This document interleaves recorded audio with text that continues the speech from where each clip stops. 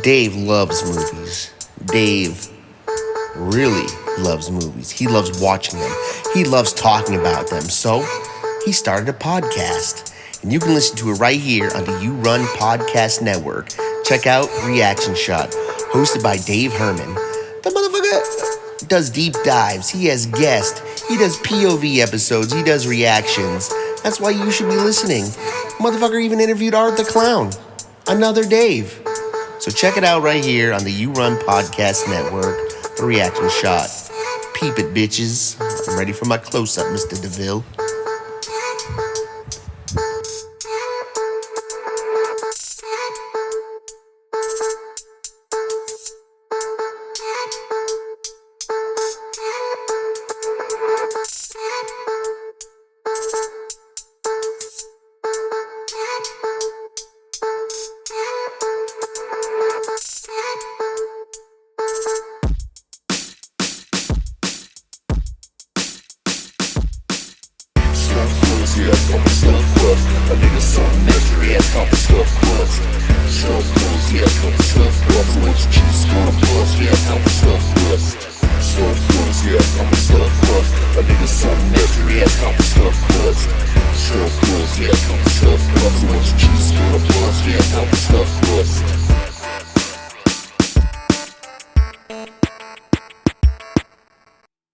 What up, everybody? Welcome to the You Gonna Eat That Crust podcast. I'm your host with the most on the ones and twos.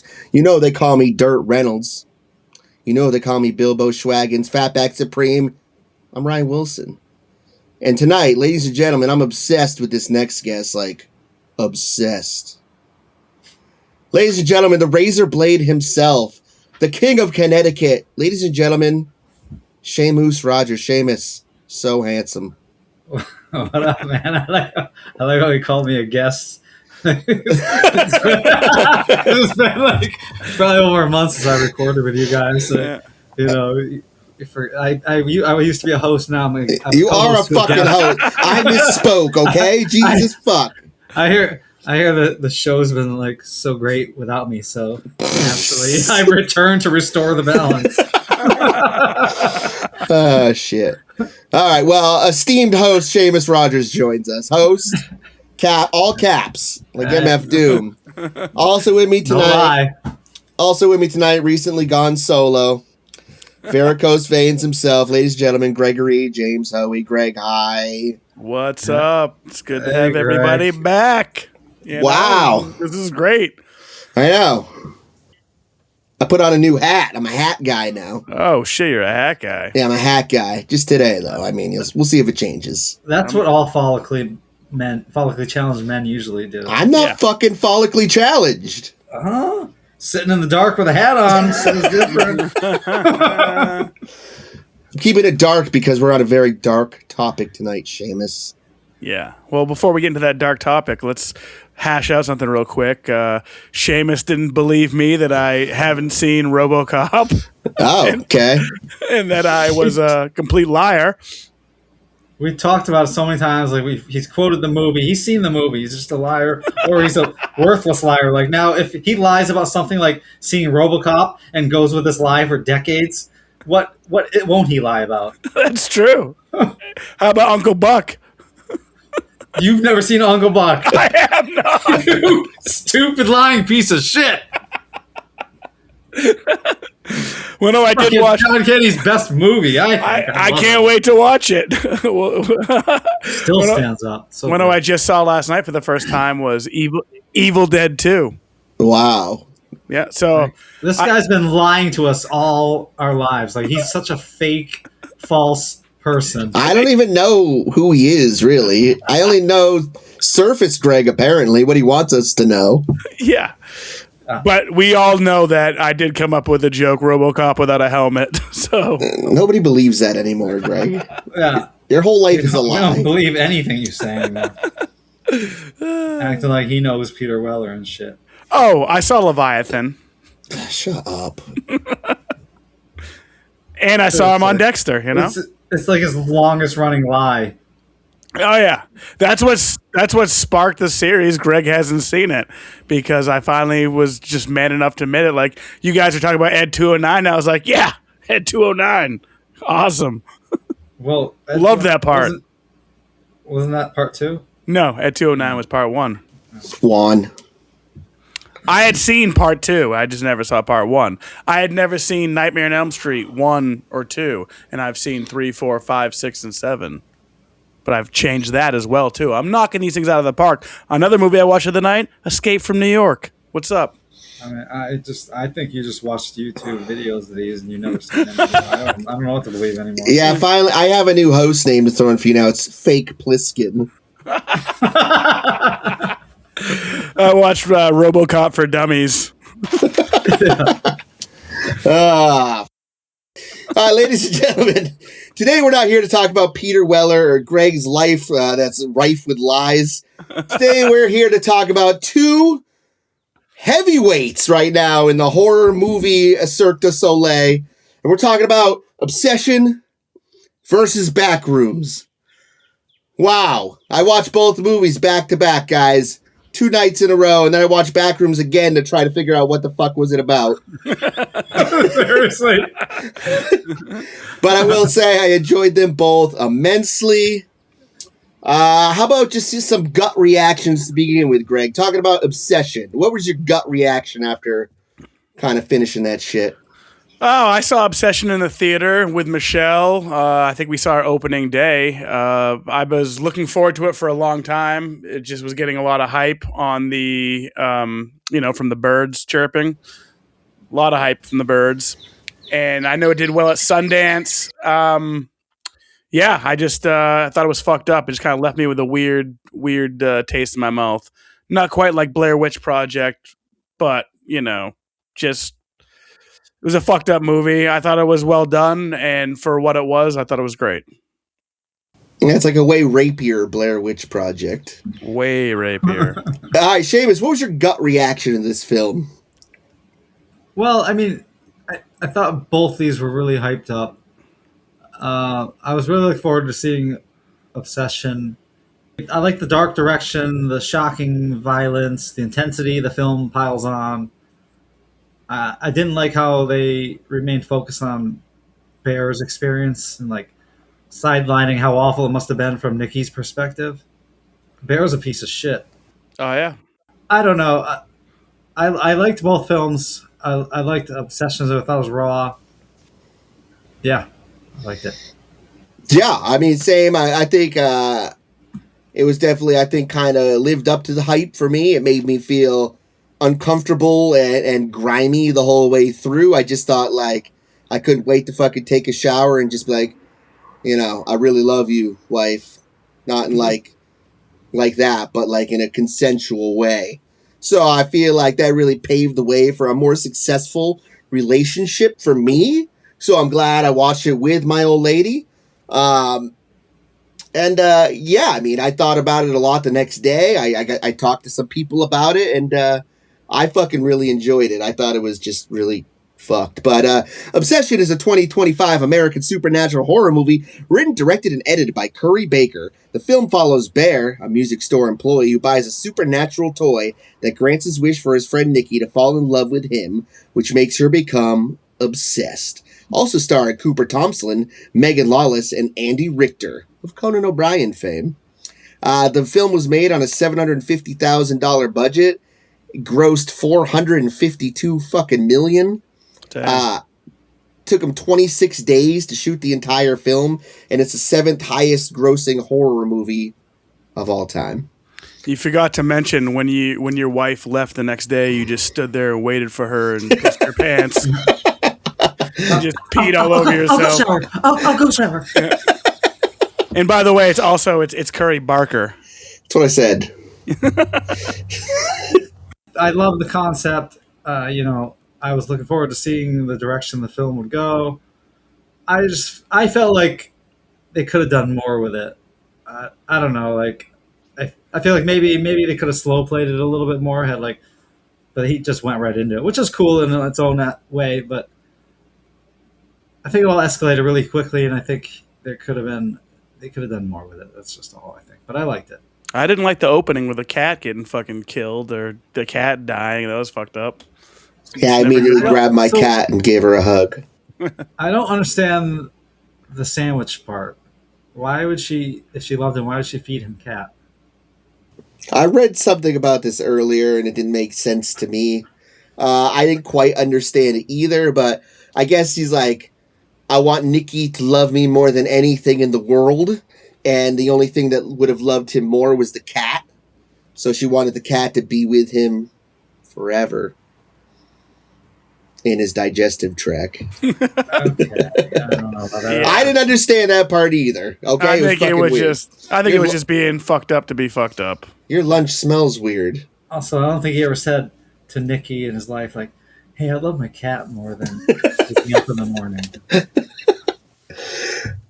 Yeah, okay, so, all right, do you have any, like, major nitpicks with it, Sheamus?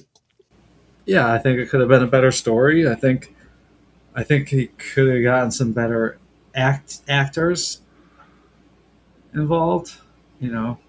I think they went with smaller actors because they didn't want any one actor to kind of, be bigger than the film. I mean, obviously they got the mega talent Andy Richter, so that's a good get. In indie film, and I get that. But yeah, I think it could have been pulled off better with some better acting. All right. Not that it was terrible. I'm not gonna tear it all down. And the girl was good in a lot of parts, but sometimes she was a little awkward.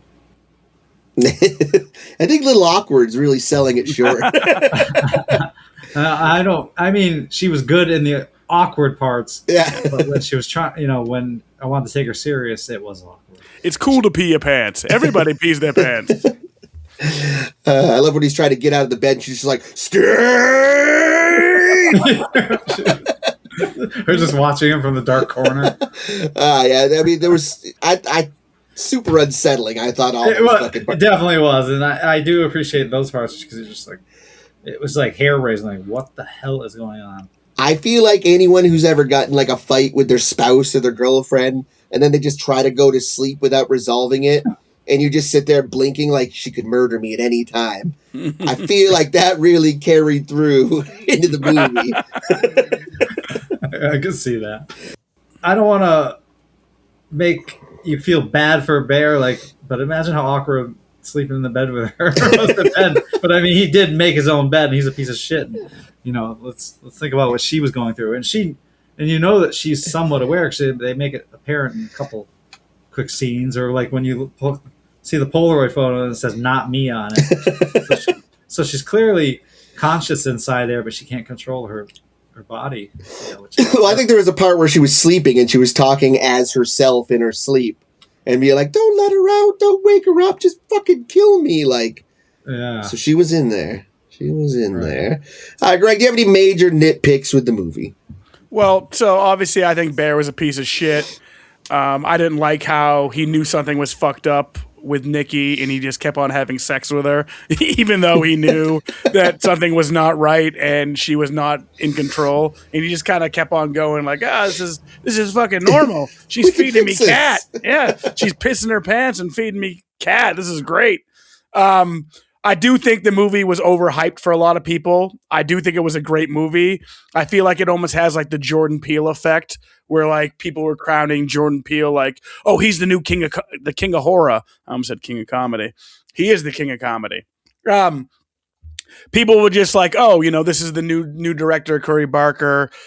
He's the it man now. This is like the best fucking movie of the year. I mean, I think it was really good, and I think it was one of the better horror movies of the year. Saying that, obviously, it's very flawed. I think that's what marketing, and I think marketing obviously did its job with this one. Well, I mean, it's a low budget movie. It did well at Sundance as well, and I had been watching Curry Barker and Cooper on That's a Bad Idea. That's their comedy show where they do comedy skits. And they were obsessed with Hereditary and obsessed with Key and Peele. And some of their skits are pretty funny. Like Curry Barker is actually really funny. He was in an episode of Always Sunny in Philadelphia. But honestly, I didn't find too many flaws with Obsession. I mean, yes, they could have gone in different directions for some things, but for what it was, I thought it was really fucking good. Yeah, I don't have any major nitpicks either. I mean, it's a small budget film. What they really did was fucking impressive as fuck. I mean, no CGI, all practical effects. I mean, that's impressive in its own right. So, Yep.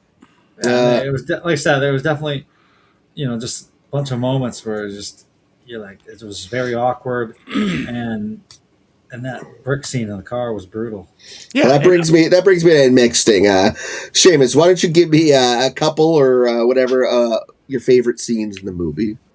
I like how when he first breaks the Willow wish or whatever, and one wish Willow, and like you can immediately notice the difference in the car. Things get very like intense and awkward. I also like the scene in the car where he calls the hotline. That kind of had like a comedic element to the film. Yeah, so that's Curry Barker on the other end of the phone. That's the director. Oh, is that? Yeah. Like I said, I appreciate that Polaroid cry for help scene, and the brick scene was amazing in the car. You feel so bad.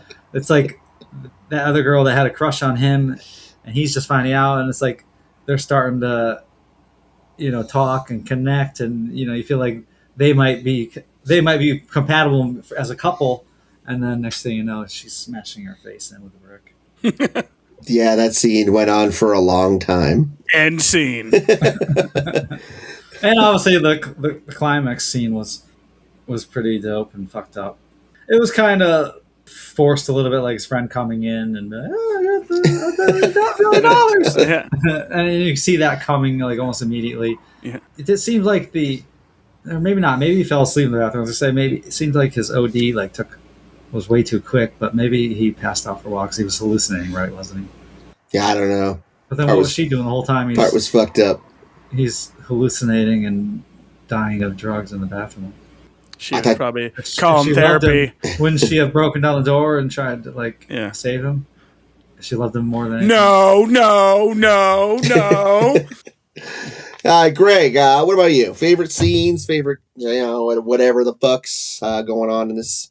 Well, to continue on with the likes, like I said, I did like the simplicity of Obsession. Like I felt like the story was pretty simple. Yes, it has been told. Make a wish, wish goes wrong, Wishmaster type stuff. I actually thought the acting was really good for a bunch of no-named actors. Like a lot of these people you've never seen before. And like I said, I don't want to discredit them. They did decent. I just think it could have gone further with some serious chops in there, but. Yeah, well, I mean, it was a low-budget movie. With my adventures of Greg hasn't seen it and watching these horror movies that I haven't seen, like a lot of acting in horror movies is fucking terrible. That's why I don't get why like Justin and John like hate on A24. I get it. A lot of their movies are like dark and depressing, but like to me, Hereditary is a movie that has like excellent acting, and movies like that I think bring her back. Excellent acting, and then I watched like Basket Case, and Basket Case was fucking amazing and funny, but like the acting is just like cheesy to be cheesy. But like I can't see anybody liking Sleepaway Camp more than Hereditary or something like that. But that's just my opinion. So some of the scenes I liked, I mean, like I said, the dinner scene where she was kind of making a scene there, where she's like, no, you had to ruin this night. Of course, the car scene with the steering wheel. The pee scene, it was disturbing but cool, and I thought the ending with the gunshot was wicked fucked up. She looked like a deadite that came out of the lake. Yeah, it's just one day of work and working. I think my favorite probably scene was when he's like, so like no more fucked up shit, all right? Like let's be all done with that. She's like, yeah. And then he turns around, the door's fucking duct tape shut. Yeah, right. Yes. She didn't want to leave. It was also fucked up that his like best friend was sleeping with this chick, and he knew that he was in love with her, and like he wouldn't fucking tell him. Like he's like baiting him to go ask her out and talk to her about dating her. Meanwhile, this dude's fucking her. It's like, come on, man. What a good friend. Bear's not a good friend either. He totally usurped someoe's body and. Bear is the villain of this movie. Bear is an absolute piece of shit. It's a toxic friend group, I would say. Yeah. Yeah. Well, that's when you say that, because that's kind of, I had that thought because we have Backrooms.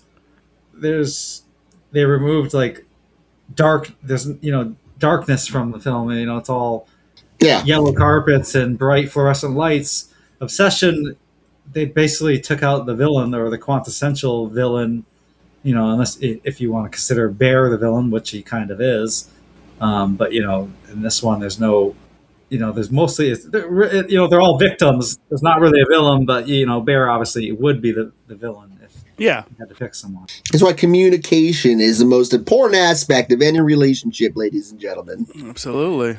If these guys had just maybe talked to each other a little bit, been a team on trivia night and a team in communication, everyone would have lived.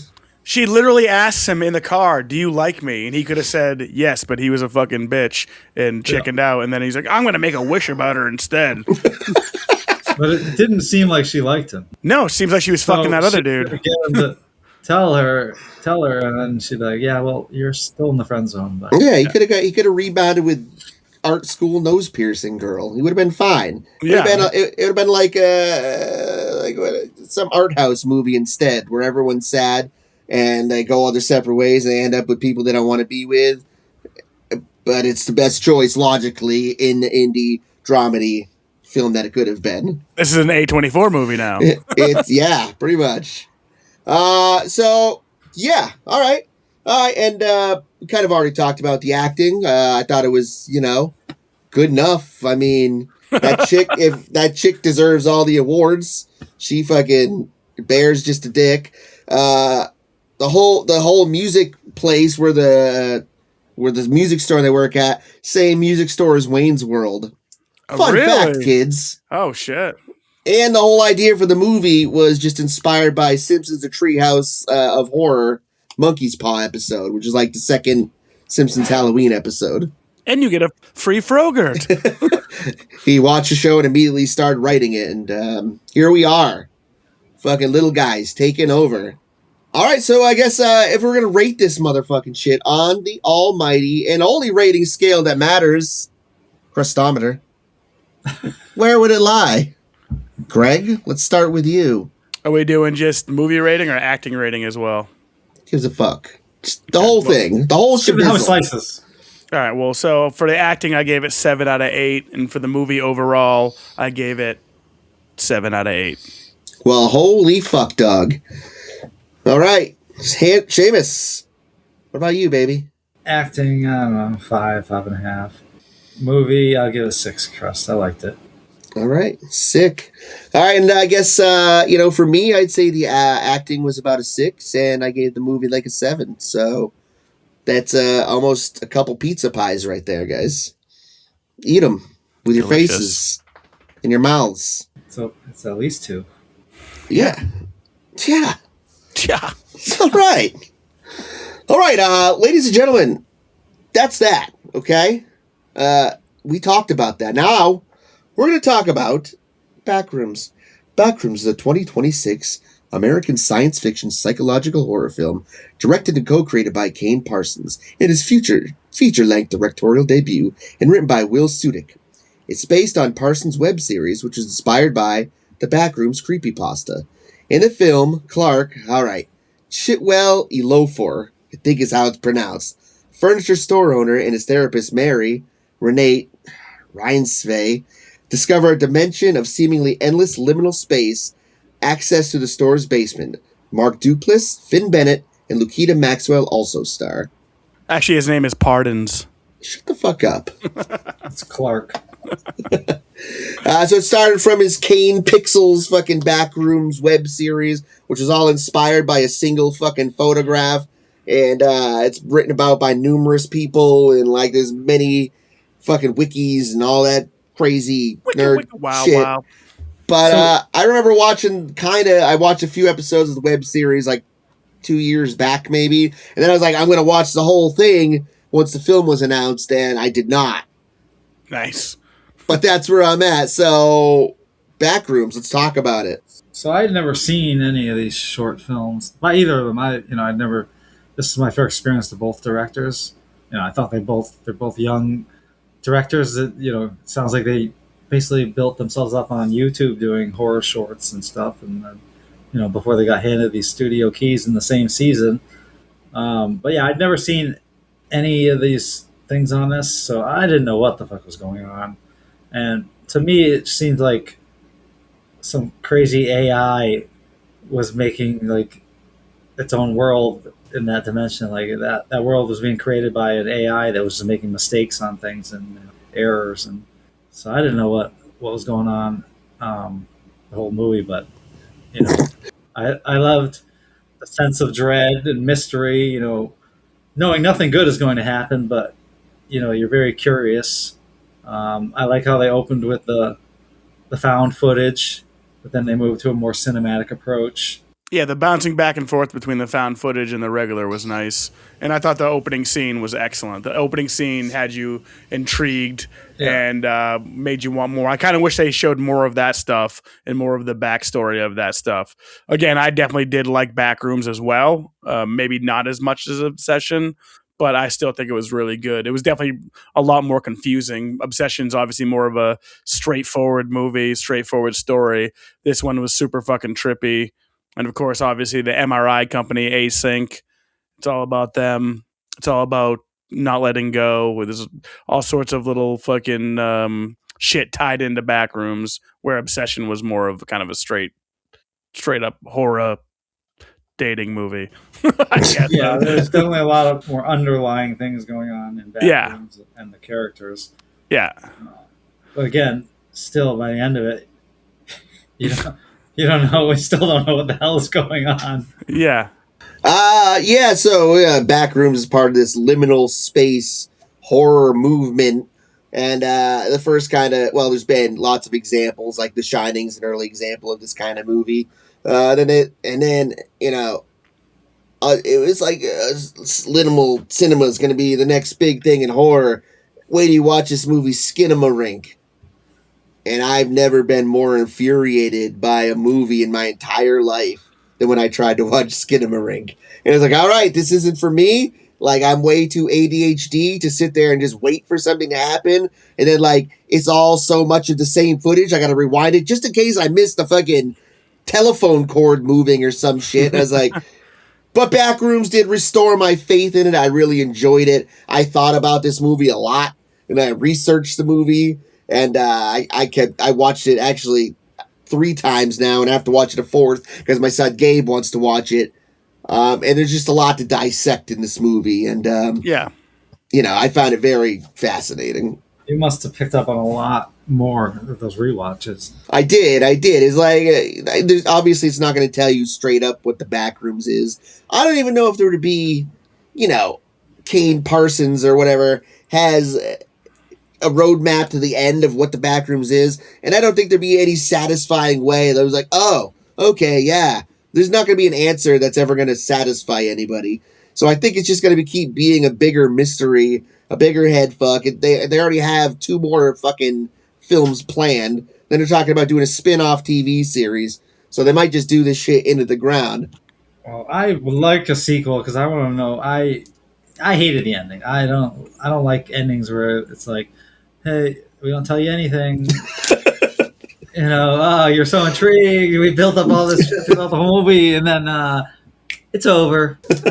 Sorry. A lot of it's about not letting go as well, too. Is like the underlining theme where he can't let go of his wife. He can't let go of his wife. She can't let go of the fact of with a mother, but he also can't let go the fact his therapist thinks he's crazy, and that's why I think that the pirate attacked her because that was what's his fucking name? Clark.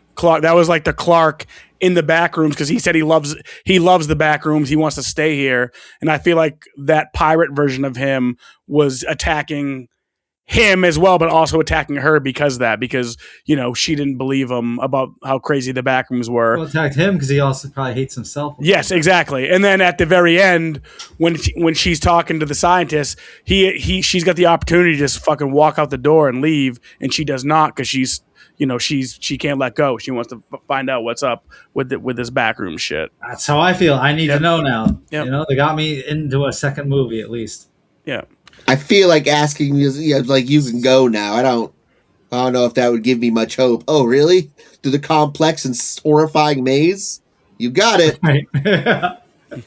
So, what was up with the scenes with her young Mary and her mother? I think they were just showing the mental illness. What was outside the house? the world. I think the mother was just mentally ill, and she was kind of like blocking out the world, like she was a fucking vampire or she was in the strain. She just had all the fucking like windows taped up and stuff. And I think outside, what was breaking in was the police or the child services. All right, so trauma. It's all about trauma. Traumatic AI that can't get right. You know. He just can't get right. Yes, well, they were saying like It's some abused AI that was let out of the system, and it was supposed to be deleted, and they threw this AI. This was an AI dumpster baby that made its own world and a portal. It's funny that you said that because this movie's inspired by the hit video game Portal. Nice. Is it? It is. Yeah, it was saying like basically they were saying like the Backrooms makes a copy of each person that comes in here, but it doesn't quite remember them right. That's why everyone looks all fucked up and creepy. Yeah. Yeah, that's why AI you have an extra finger or something. Yeah, exactly. So AI makes sense, man. Is that going to be the ultimate story plot? New achievement. All right, so let's talk about maybe our favorite scenes. Greg. So what about you? I have a few favorite scenes. The opening, like I said, the opening to the Backrooms was great. I loved the handheld with the guy in the suit kind of going around. You don't know what the fuck's going on, but it kind of set up like a very tense atmosphere. Like, and so you know that there's something up with the Backrooms already. Something's fucked up back there. But I wanted more of that. I wanted some more of like the backstory on that.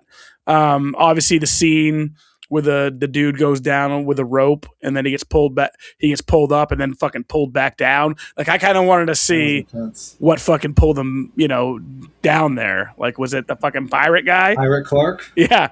So in the pirate bite when it fucking like bites off his shoulder. It didn't look like him in the little flashes did, but I mean, who knows? It could be just some other reject, misrepresentation of someone that went in. The back room. It could have been the missing guy from the beginning from Async, and then Spiegel. Yeah, and then the pirate chase was very cool as well too. I enjoyed that.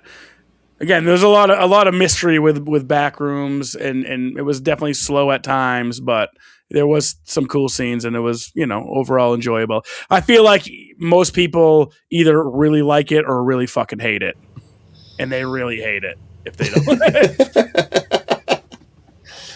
I mean, fuck, man.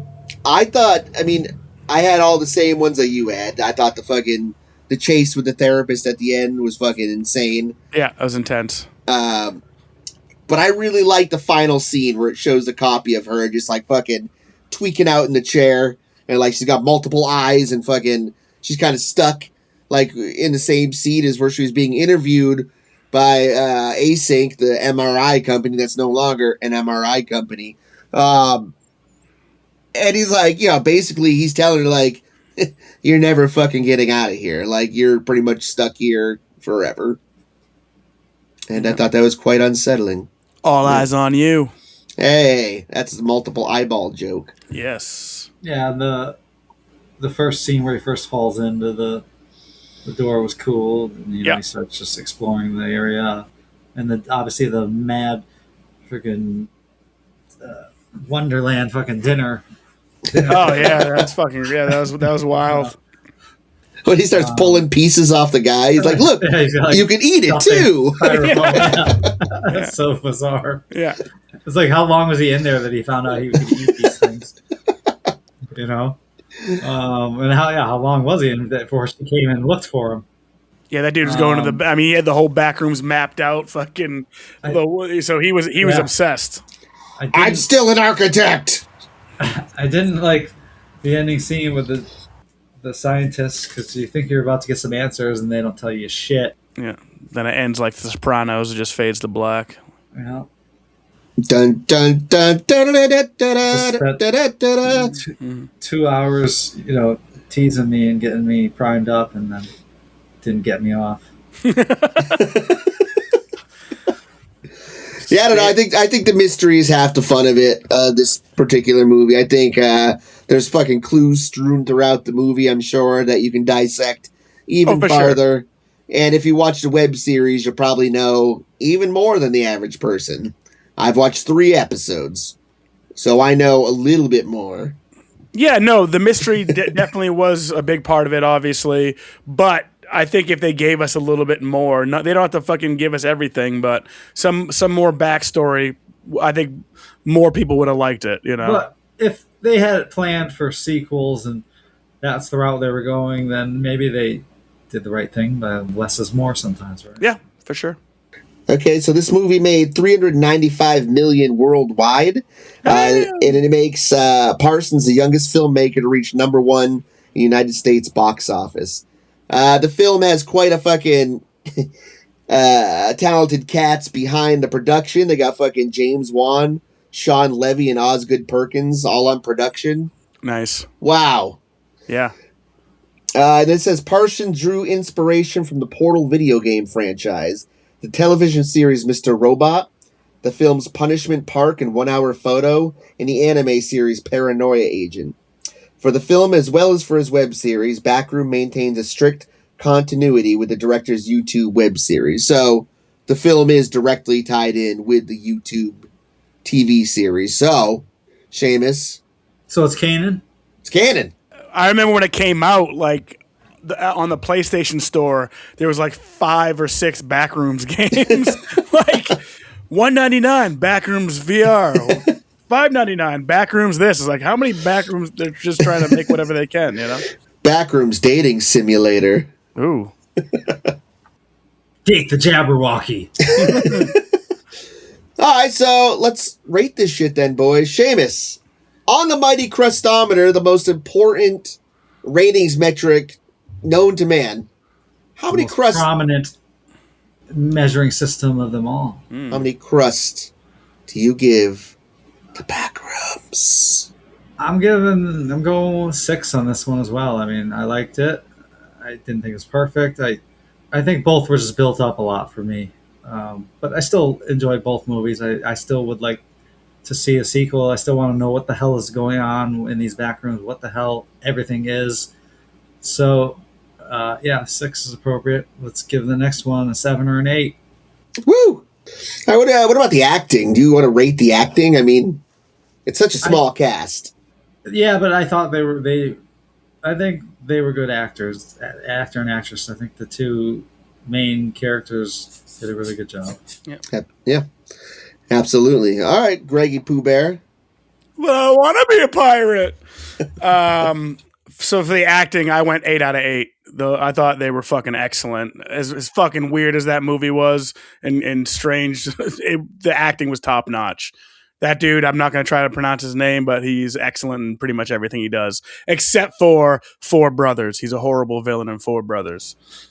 All right. Noted. Overall, Backrooms, the movie, got a 6 out of 8 for me as well, too. I thought it was very good. Left a little bit to be desired, but I still thought it was a good movie. Definitely confusing. I didn't hate the ending, but I didn't love the ending either. I just, again, if we're comparing the two, I just think Obsession was a better overall movie. I mean, 2 different movies, but if I was going to recommend either one to anyone, I would recommend Obsession over Backrooms. Sure. Yeah, I mean, I'd say, the acting, probably an 8 out of 8 as well. I mean, the 2 leads carried the fucking film exceptionally. I thought most of the scenes with Clark were pretty fucking unsettling and intense, like when he's reenacting the fucking fight that ended his marriage and shit. Not just once, but twice. Was fucking a lot to take in, and, it's a story about damaged people, and everyone's kind of damaged a little bit. But, I thought it was fascinating, I guess. I was never scared. I mean, I thought there were some tense scenes. It left me more with wonderment than anything. Like, and kind of thinking of the possibilities of what it could be or, what it is. And I think that's kind of a satisfying feeling after watching a movie sometimes as well, and sometimes not. But this worked for me. So I give it a 7 out of 8 Crust. It's about tied with me with Obsession. But I just think it's fascinating, this new bevy of young directors just coming up and making shit so good on YouTube that Hollywood's like, hey, you want to fucking make a movie? And I think that's fucking dope as shit. You know, it kind of gives hope to any of the independent creators out there. Like, stay humble, baby. And Mr. Beast is gonna make a movie. Well, I hope not. Mr. Beast has made everything. All right, he's got Mr. Beast nacho cheese. There's Mr. Beast vibrators. Yeah. He's got nacho cheese. There's Mr. Beast double-headed dildos. There's Mr. Beast candy bars. There's Mr. Beast French ticklers. There's Mr. Beast Beef jerky. wing suit. And Mr. Beast the flamethrower. Nice. Mr. Beast the movie. But yeah, I mean, I guess fucking Gen Z finally spoke and said, hey, this is what we want. And they're not, I think Obsession's insane because $750,000. Yep. That is shit. And they made fucking 425 or whatever the fuck. Yeah. Damn, yo. Taking a chance on these two young directors paid off for the movie studios. Yep. Absolutely. But, I guess for Backrooms versus Obsession wins out by a squeak. Oh, by a snap. Yeah, but I mean, rightfully so. It was fucking fantastic. It was definitely more straightforward. You didn't have to think about it. And everyone was the villain. Yeah, and you got a resolution at the end. You She did. comes back to a shitty life and probably jail time. Oh, yeah, dude. That chick's never going to be okay again. Her dying would have been more of a fucking gift at that point, dude. She's like, oh, I've just murdered several people and The biggest victim of the film. yeah, that sucks, but she was phenomenal. Therapy. Creepy as shit with no CGI. Yeah. You go, girl. Get it. He liked to do the dark angles. She like be shadowed in darkness, and they shined her eyes up a little bit, made her a little creepier. Yeah, I think they said they actually maybe painted her eyelids or some shit for the really dark scenes like that to make her eyes pop out more. Yeah, they definitely did something to her eyes in those scenes. Yeah, but it was a cool touch putting her half in shadow, making Bear and the viewers unsettled. Dude, when she walked by the curtain at the end of the movie, that was the creepiest fucking walk I've ever seen in my entire life, dude. And she just did that, like her and just the director fucking around, like, let's try it like this. And it's like that it worked for me because that's like those scary Japanese horror movie walks. Yep. No. Well, Curry Barker was obsessed with Hereditary as well, too. Well, good. That dude loves Hereditary. And I'm a champion for this elevated horror, whatever the fuck we're calling it. Me too. Yep. I mean, look, man, there's different schools of horror, okay? There's your splatter fun horror movies, your Jasons and your Freddys, and then there's these movies that make you feel just uncomfortable or have invoke different emotions. Texas Chainsaw Massacre, the very first one, gave me a similar feeling to Obsession because I just felt dirty. Blair Witch was fucking, huge in our childhood because of how fucking it was so new to anyone and it kind of changed the face of fucking horror movies. And I think it's nice to see all these changes in horror and make us feel different things, not just, we got our Art the Clown for that other shit now. Plus, I mean, again, the acting is usually better in these elevated horror movies. Not always, and not all elevated horror movies are really good. No. But movies like Bring Her Back and Hereditary, Midsommar, I thought those were all pretty fire. Yes, they're uncomfortable, and yes, you might not like some parts about them, but Toni Collette should have won a fucking award for that, for Hereditary. She was fucking excellent. Absolutely. All right, so Greg, I heard you got some listener feedback. Lay it on me, big boy. One of them's really long, but let's start with our fellow You Run podcast member, our friend, artist formerly known as J-Pop from Pop Culture Reflections, said, I hated Obsession. It gets a 3 out of 8. I haven't seen Backrooms yet. Not sure I want to, LOL. I'll just be over there rewatching Chopping Mall for the 100th time. So my friend Jason Demers says, both are great in my personal opinion. I've watched both multiple times and still think both are a great watch and done well. The difference to me is Obsession is relatable to everyone because who can't relate to wanting and wishing your crush wishing your crush to be desperately in love with you.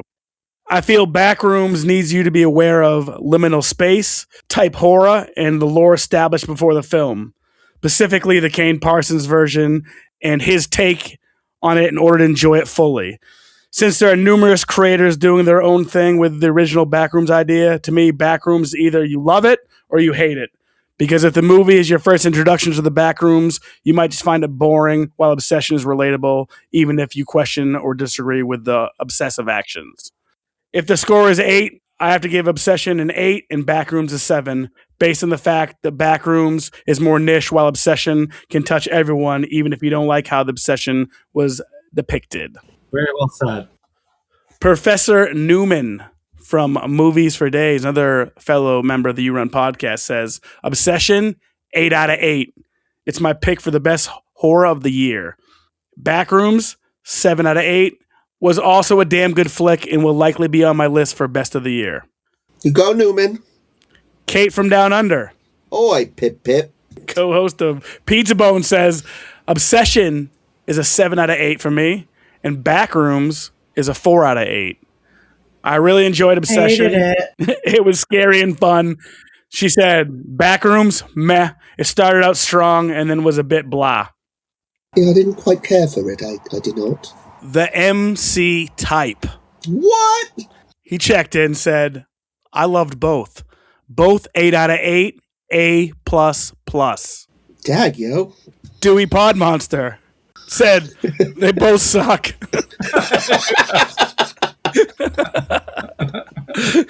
So he's more on the level of Justin here. But don't let them agree with each other. Michelle gave Obsession a 7 out of 8, and she gave Backrooms a 6 out of 8. So we're on the same page. Greg minds think alike. Adrian 06767 says, I haven't seen Obsession, but from what I've heard, it probably beats Backrooms, but I did enjoy Backrooms. And then last, the Emporium of Funk, the Emporium of Retro Funk, Get up! says, Backrooms. Obsession was overrated, but a decent enough movie. However, the toxic backlash I got from the fandom for having a differing opinions left a sour taste in my mouth. Which I know a lot of people really fucking got on you if you hated Obsession. You can like what you want. Yeah, it's almost like they were obsessed. Don't yuck their yum.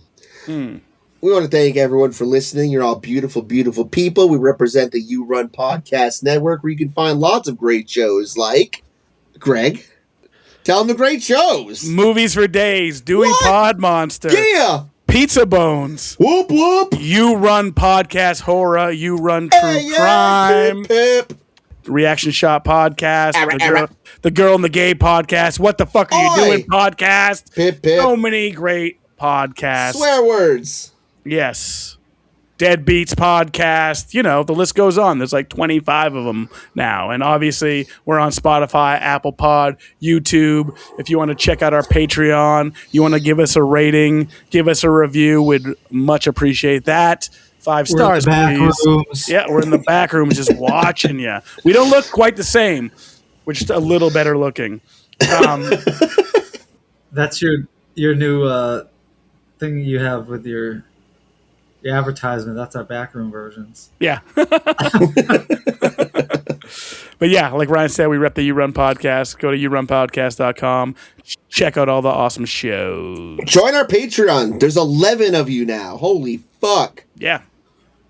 11. If you're on our 11 strong. Patreon and you want to hear an episode, you want to recommend an episode we do, you have Patreon power. We will listen to you. If you request an episode, we will do it. Patreon power! Exactly. Say, I only want an episode with just Sheamus. Sheamus alone. I want Sheamus 24/7, 365. Yeah, 100%. You can watch me sleep for $1 a month. Sign me up. Well, ladies and gentlemen, thank you so much for listening. And remember, in Crust, we trust.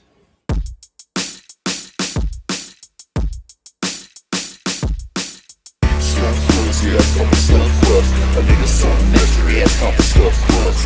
Stuff crust, yeah, I come for stuff crust. So what you choose, gonna bust, yeah, I come for stuff crust. Stuff crust, yeah, I come for